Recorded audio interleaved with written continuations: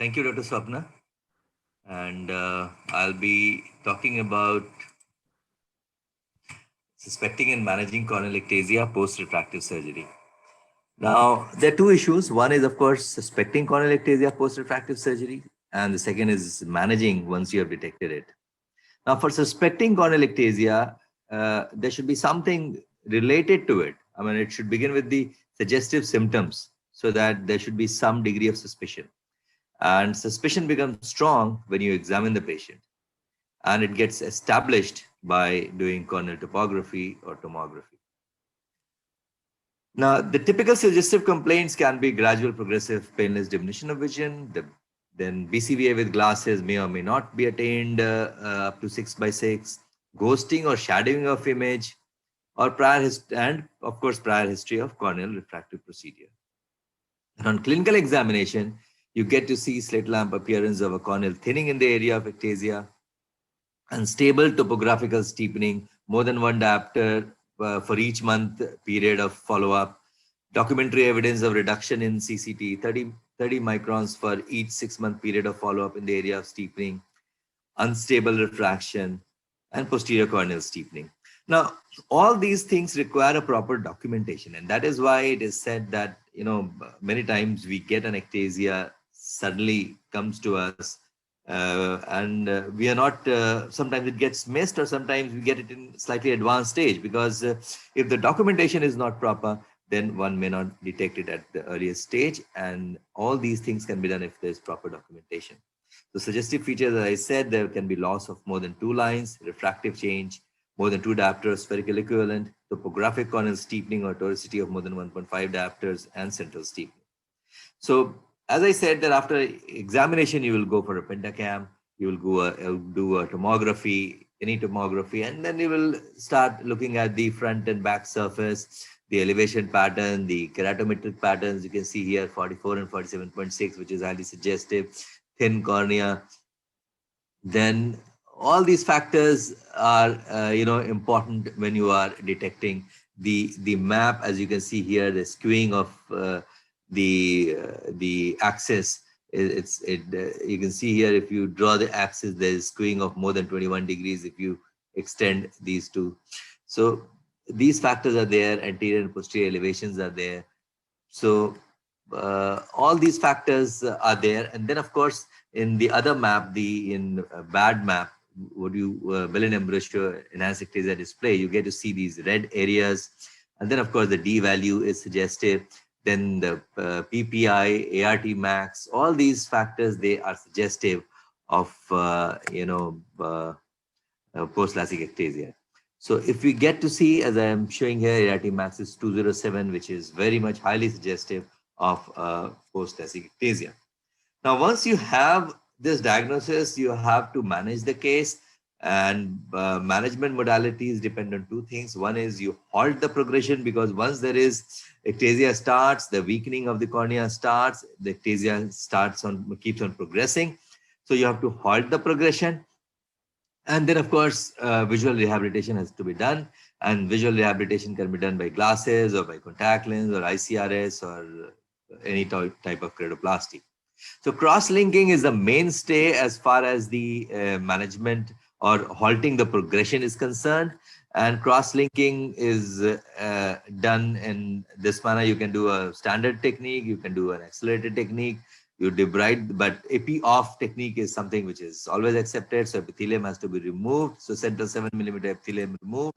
And then you put riboflavin every 2 minutes, and then for 30 minutes, and then do cross-linking for 30 minutes. If you're doing accelerated protocol, then the protocol will be different.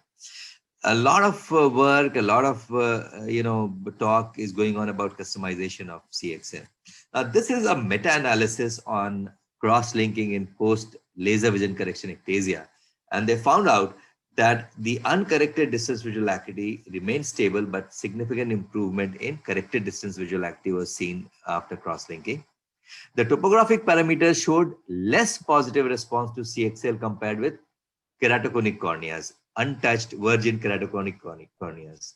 And stabilization of corneal thickness was observed in all studies with maximum follow-up period of 6 to 2 months. So the basic idea is this: what this meta-analysis means is this, that there will be some degree of stabilization, there will be some degree of effect that will definitely come, but it will not be as good as a primary keratoconus. Why? Because we all know that cross-linking works in the anterior two-third of the corneal stroma, and the anterior two-third includes the flap as well, and flap does not contribute to the strength of the cornea. So this is definitely one factor which an explanation which states that, you know, cross-linking may not be as good in post-laser vision ectasia, post-LASIK ectasia, but definitely it has some effect.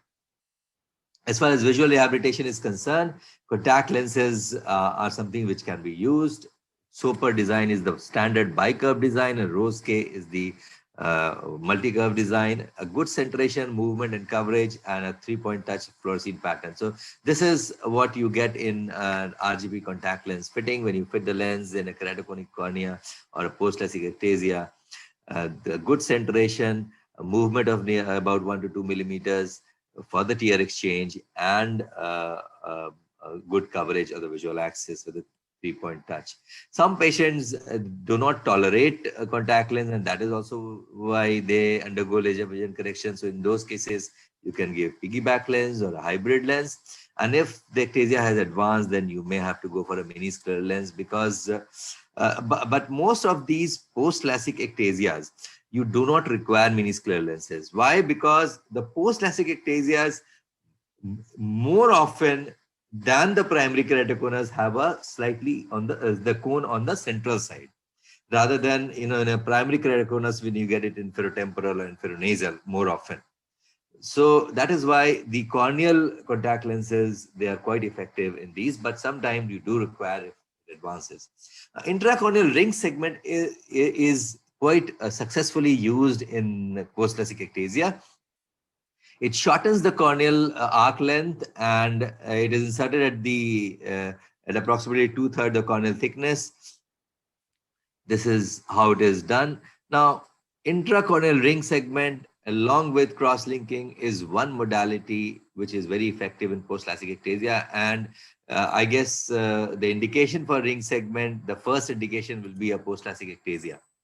And this is how the track has been created by the femtosecond laser. And then you just open the initial part of the track on both sides, and then you place this ring segment made of PMMA into the track. You put it on both sides, and then put a suture, and then debride the epithelium in the central part of the cornea within the ring, and then put fibrin glue, and then do cross-linking. So this is how it is done.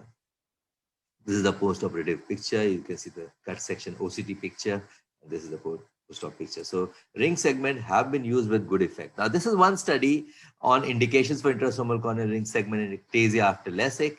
And they concluded that the best indication for ICRS implantation for the treatment of post-LASIK ectasia was a loss of 2 or more lines of CDVA after the ectasia had developed. The reason is this, that in some of these cases, if the ectasia may be there, but if with glasses there is the loss of vision is not there, then the patient satisfaction is not much.